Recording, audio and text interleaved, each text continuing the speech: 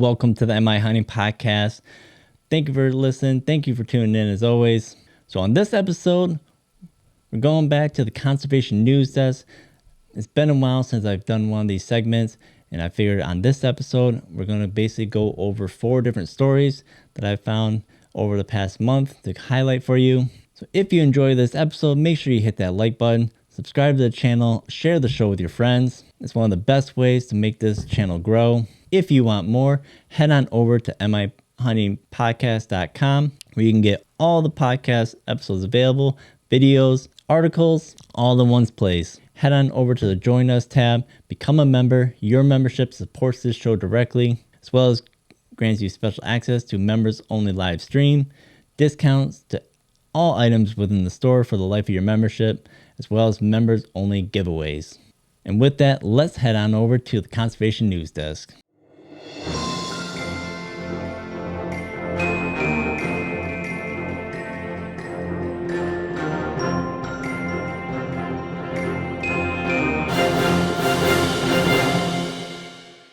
All right, so this first one is directly from the Department of Natural Resources. This was posted on January 17th. DNR launches deer management initiative to tackle contemporary challenges. So let's get into this.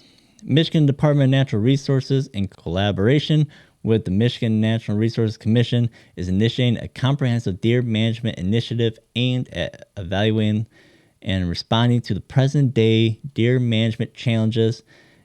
The initiative seeks to develop recommendations to address these challenges and ensure the sustainable and healthy management of the deer populations and their habitats across the state. Goes on to say, in the Lower Peninsula, the DNR faces significant hurdles in managing deer populations due to declining hunter numbers and how that affects traditional management. Continued changes in land use patterns with a high percentage of privately owned land, which can limit access to hunting lands.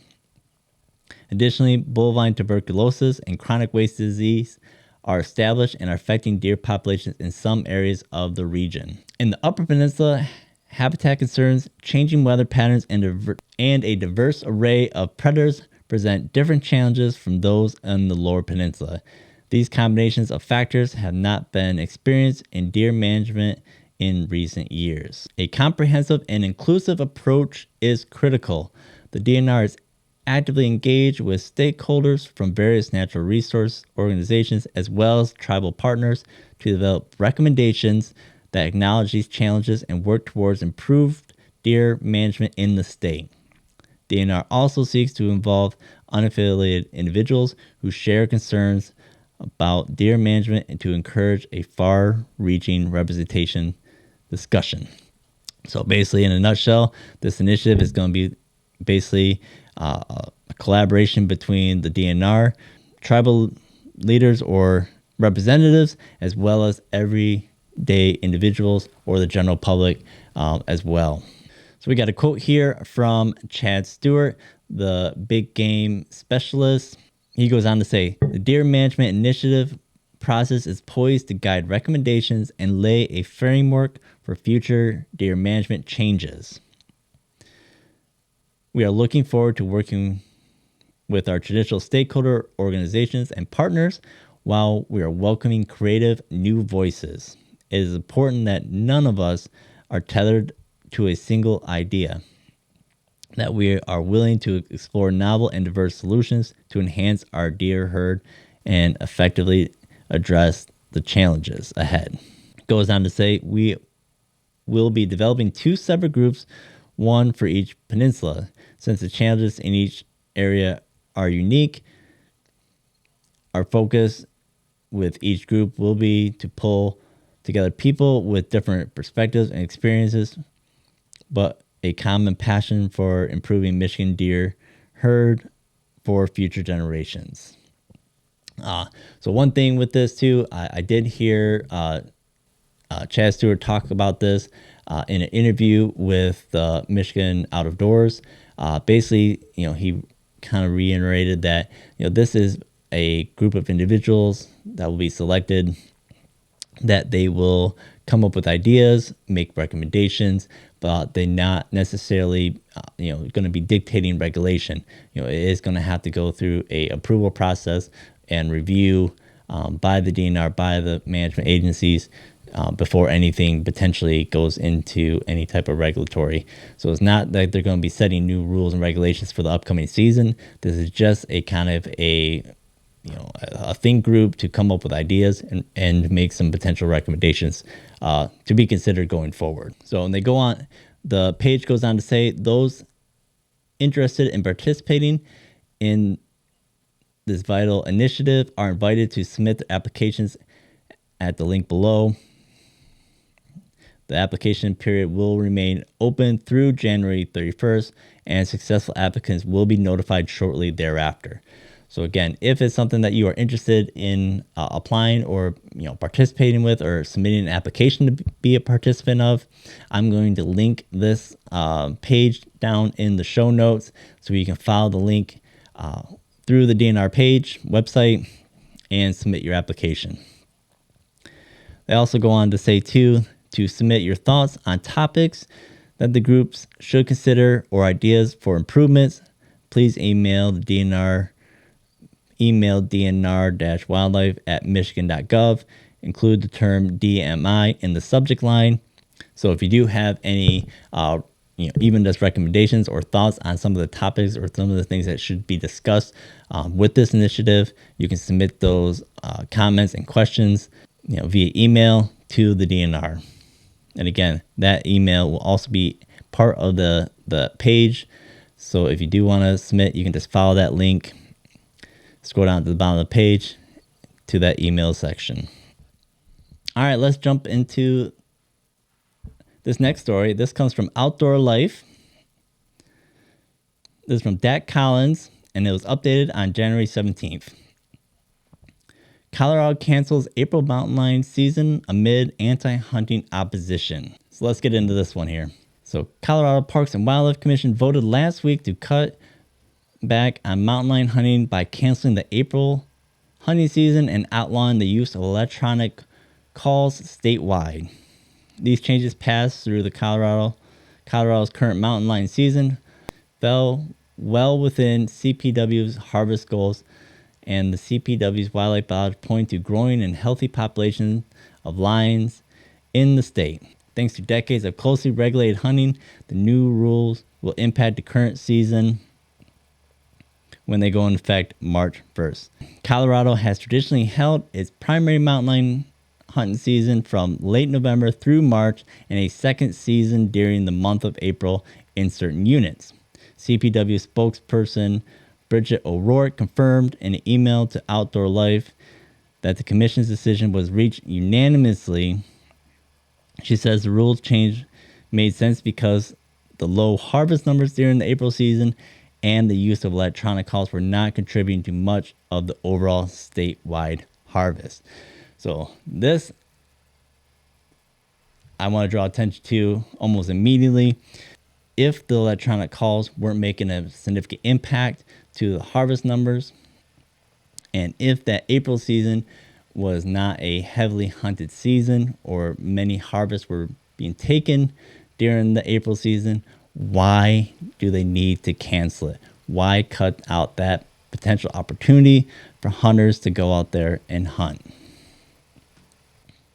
I have a suspicion as to why that is, but let's get into the article a little bit further. Outdoor Life goes on to say it's unclear how much these rules changes will affect mountain lion hunters in different parts of the state. Electronic calls were already outlawed in all but 2 Pacific management units, and an outfitter in the Western Slope tells Outdoor Life that it's been years since hunters have had April season in his area. They go on to say, still, the timing and reason behind the commission's January 11th decision were concerning to Colorado hunters. Changes to hunting and fishing regulations always draw some level of skepticism from sportsmen, but Colorado's hunting community remains on high alert due to some recent shifts surrounding wildlife management there. Kind of like the reintroduction of the wolves. Last July, Governor Jared Polis appointed 3 new members to the state's Park and Wildlife Commission, whose background were more grounded in animal rights than traditional wildlife management. There's the kicker. So we're getting potential for certainly animal rights activists, and more than likely, probably anti-hunters in the Parks and Wildlife Commission making decisions regarding hunting. Then in September, anti-hunters filed a highly controversial ballot initiative that would outlaw mountain lion hunting statewide. So certainly a strong push from anti-hunting groups and animal rights members on the Parks and Wildlife. Starting to see a bit of a connection here. Some defenders of regulated hunting worry that the state's Parks and Wildlife Commission could be trying to appease anti-hunters and non-hunting public while ignoring science that has traditionally grounded or guided wildlife management decisions in Colorado and elsewhere. See again, right back to the always the argument. The anti-hunting groups are not following the sound science from the wildlife management organizations, as well as not listening to the biologists and looking at the healthy the populations and how hunting affects those populations. Always playing on emotion, not following the facts. To make the joke, they're not following the science. O'Rourke says this is far. So let's go back. I'll read this sentence again here. Some defenders of regulated hunting worry that the State Parks Wildlife Commission is trying to appease anti-hunters and non-hunting public while ignoring science that has traditionally guided wildlife management decisions in Colorado and elsewhere. O'Rourke says this is far from the case. Is it though? Of the 11 public comments that were heard during January 11th meeting, 5 opposed the regulated hunting of lions, while 6 were in support of it. Okay, so certainly a strong opposition, but what's the reason for opposing the hunting season? Why? That's what I'd like to know. Multiple supporters encouraged the commission to include a gender breakdown in CPW's harvest reports so that hunters could better self-regulate the number of females they take. Other supporters voiced their disappointment over the loss of April hunting season, which they say is one of the best times of the year to train hunting dogs. There's another kicker. Anti-hunting groups are very much against hunting with dogs or utilizing dogs for hunting practices. So one supporter went on to say, nearly everything we know about lions as a species is thanks to the studies that have been done with lions caught using dogs. But it takes several years, hundreds of hours, and hundreds of miles to make a well-trained dog. April is by far one of the best months for training due to the array of different weather conditions and melting snow. The loss of the April season is a loss for hunting, as well as biologists and wildlife managers depend on these dogs. Which I think this supporter has a point here. To my understanding, one of the best ways or only ways that are really being utilized to be able to truly to survey mountain lions is to use the dogs to treat them, so that again biologists can study them and basically to take samples, whatever they're going to do to survey the population. Article goes on to say hunting advocates also pointed out the relatively small impact that hunters have on cougar populations, which is often blown out of proportion by those who want to see mountain lion hunting banned outright. They go on to say this broad vilification of hunters is already underway when CPW's commissioners met for the first meeting of the year in Denver last week. Just one day before the meeting began, Cats Aren't Trophies, an advocacy group that's behind the proposed mountain lion hunting ban, issued a sensationalized press release claiming that mountain lion trophy hunters in Colorado are outpacing the yearly average for killing females, even though the 23-24 hunting season is far from over. The group noted that hunters have already killed 276 lions as of January 9th, with 198 of those taken during the first month of the season. Outdoor Life goes on to, add in as well That number had increased to 367 lions as of January 17th, according to CPW's harvest report, which is updated daily. However, data from previous hunting seasons shows that these numbers fall in line with past harvest numbers. Most importantly, the cougars already taken by hunters this season represent just over half of CPW's 23-24 harvest quota of 674 animals. The agency cap during the 2021-22 season was 634 lions. Hunters killed 486 that season, well below the threshold to ensure mountain lion population remains healthy. The agency recorded similar harvest numbers during 22-23 season, according to O'Rourke. So again, not following the science. So basically, the wildlife manager set out, hey, these are the quotas of the number of mountain lions that can and should come off the landscape to ensure that the population is remaining healthy, not overpopulated, and does not pose any detriment to any of the other wildlife within the area. So that additional April season, as well as the use of as well as use of those electronic calls, is simply a management tool. The biologists and wildlife managers are looking to have a certain number of animals taken off the landscape, one way or the other.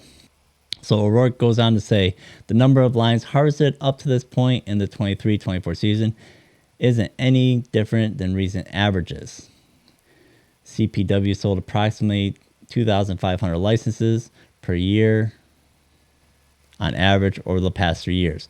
2022-23 hunting season, there were 2,599 mountain lions licenses sold, and 502 lions were harvested during the whole season, resulting in a 90% success rate. Again, just like any other season. Just because you have hunter participation doesn't mean that all those hunters are harvesting. Again, very low success rate. CPW's Carnivore and Fur Bear Program Manager Mark Ferreira gave a presentation during the meeting, during which he corrected some of the claims made by CAT's press release. Ferreira clarified that mountain lion hunting is heavily regulated in Colorado and that the harvest limits are set according to population estimates in certain hunting units. CPW keeps close eye on these harvests and closes units when hunters reach set quotas. Again, you're not going to see an overharvest of these mountain lions because of how closely regulated it is. Mark goes on to say, our lion harvest has been around 500 for the last 5 years. In terms of seasonal harvest, Colorado is one of the most restrictive regulations. We tend to front load our harvest from late November into December and early January. There are a lot of reasons for that, including the opening day push, when more folks are out, snowfall, and closure of units after harvest limits have been reached. Vera also called attention to CAT's claim that hunters are harvesting more females than usual, since the special interest groups pointed out that 111 of the 198 mountain lions killed between November 27th and December 27th were female. The group called this unsustainable. Ferreira pointed out that during most seasons, approximately 40% of the overall harvest is made up of female lions. However, he explained that more than half of those females are typically sub-adults, which are too young to breed and have little to no impact on the overall population.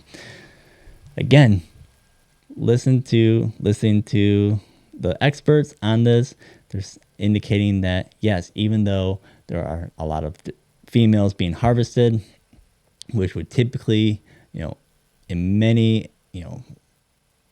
game management, systems, if they're wanting to cut down on the female or on the population overall, you target the females. But he's indicating that most of these females that are being harvested are not even breeding anyways, so it has little to no impact on the population itself. It goes on to say, and that the population is thriving. The CPW currently estimates there are between 3,800 and 4,400 mountain lions in the state. And that number has grown since 1965 when CPW started managing cougars as big game. Again, that's key. They started managing them with hunting. Barrera spoke proudly of this management work and called the last 50 plus years of regulated mountain lion hunting in Colorado a conservation success story. Who'd have thought? Again, this goes back to the North American model of conservation. It is the best program for managing wildlife, I would argue, in the world. Barrera also closes out by saying, all former observations point to a growing, healthy, and increasingly stable population of lions in recent decades. See, he even points out they are growing. So the numbers are increasing. So hunters are not decreasing the number of mountain lions. It's still growing despite hunting efforts. And by using scientifically supported management thresholds, CPW can provide for lion harvest as a management tool while also having a very robust population of lions on the landscape. Barrera said Thursday, this is not one or the other. These two conditions are not mutually exclusive. See, again, you can manage the population and have it be healthy, which again, otherwise, again, if the alternative is you're going to have overpopulation, which can lead to an imbalance on the landscape, which is going to cause a ripple effect throughout the entire ecosystem. And then the self-correction that nature does is usually much more drastic and violent than overall to the whole program.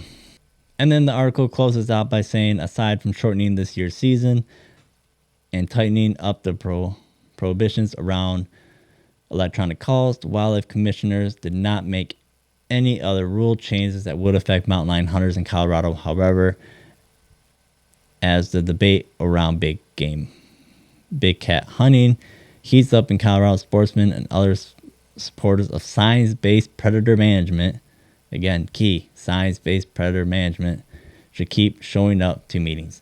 So again, I like how they end this article with a call out that hunters need to show up to these meetings. They need to be in communication with these wildlife management groups so that they know basically our side of the story. Kind of like what they're saying in that meeting, there's an anti-hunting group or, animal rights groups that are very organized, and they make sure they are, present for these meetings. They are heard during these meetings, and we need to counteract that. Again, backing the, basically being a representative of the North American model of conservation, showing the facts that this is working. And that if these people want to keep these animals on the landscape, they need to make sure they follow those, the time-tested, practices that the U.S. has implemented for decades. Hunters aren't going to go back to the market hunting days and hunt animals to extinction anymore. We want these animals on the landscape just as much as anyone else. In fact, we probably want them on the landscape even more so. Look at any wild or any game species out there. There are multiple, conservation groups, nonprofits, clubs, everything like that are there to support both the population, the habitat, putting funding towards researching, and honestly, for anyone that is not a hunter that cares about any, particular animal, you want that animal to be made a game species, basically by having hunters, as your partner and ally in that regard. There's no better group to ensure, the long-term success of a particular animal. Again, that's my opinion in that regard. But again, you have to look at the North American model of conservation. You have to look at the management, wildlife managers that, are studying these animals, maintain these surveys, and we as hunters have to work with them. Otherwise, again, the anti-hunting group is very strong, very prominent, and they are not going to stop with, just mountain lion hunting, just hunting with dogs, just hunting with electronic calls. They will not stop until they close hunting in any means across the country. All right, let's jump into this next story. This is from USA Sports for the win. The hunter who bagged potential record deer under investigation. An Ohio hunter who gained notoriety after killing a potential record whitetail deer last month during the archery season is at the center of a poaching investigation. Ohio Department of Natural Resources on Tuesday confirmed that its Division of Wildlife is investigating allegations that Christopher J. Alexander, 28, failed to obtain written permission from owner of the private land in which the deer was harvested, which is interesting. Kind of as a backstory on that, from what I read in the report is that he was actually hunting his sister's property of about 30 acres. Again, I don't know. Initially reading it, it seemed kind of weak that they were going after someone for this access by not having written permission, especially if it's his sister. Now, I haven't seen any reports as to kind of what his sister says or what her side of the story is. Now, and if she, if he had actually gotten permission from her or gotten verbal permission from her, or if he didn't have permission from her and he was hunting there anyways, unfortunately, there's no additional information in regards to that. So it seems kind of weak that they were going after someone over that, especially, they would have had an opportunity to talk to his sister and she could confirm or deny if he had, permission to hunt there. So I suspect that it had something to do with that they're looking at utilizing that as a stepping stone to do a further investigation into, something that they may suspect else had been going on. Go on to say, while the investigation continues, Ohio wildlife officers have seized the antlers, cape, and hunting equipment associated with the alleged unlawful taking of the deer, the DNR stated in a news release.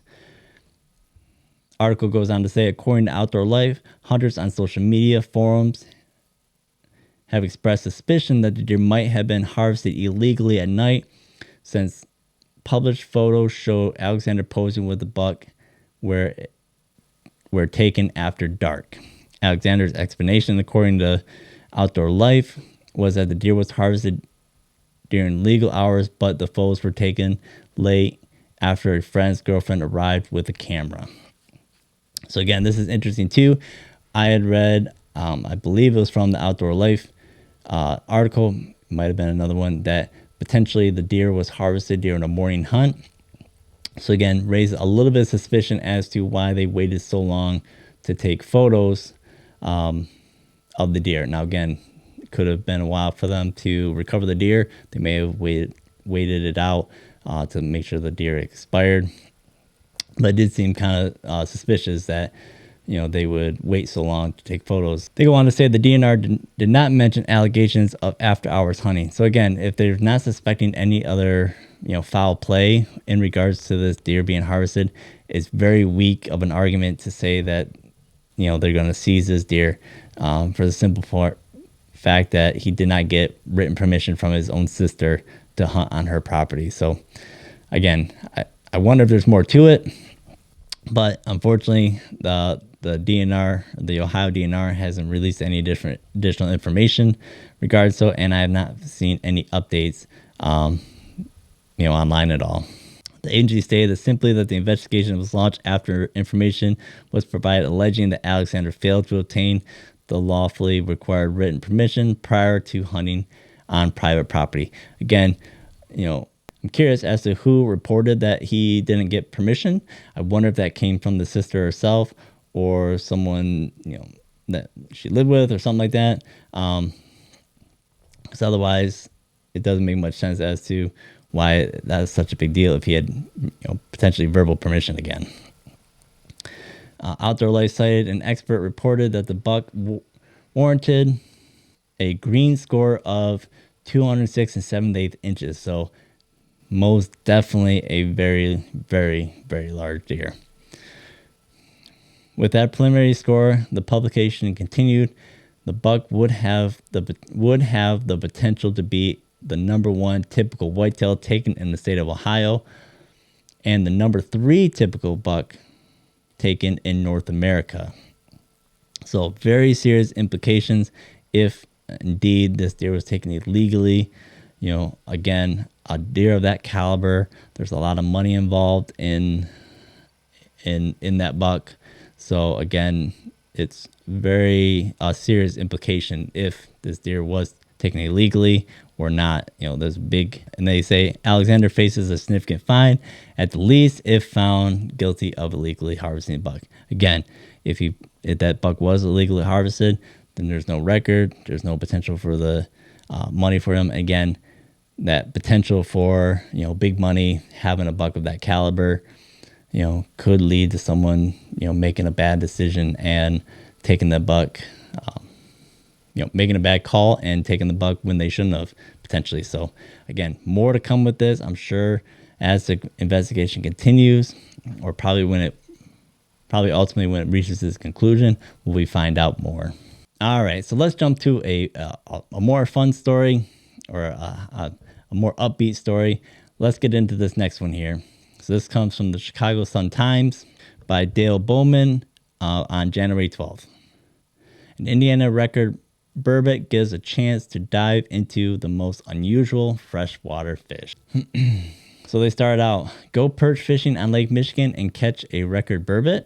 I'm shocked as everyone else, said Anthony Burke, who made his first Burbot something special.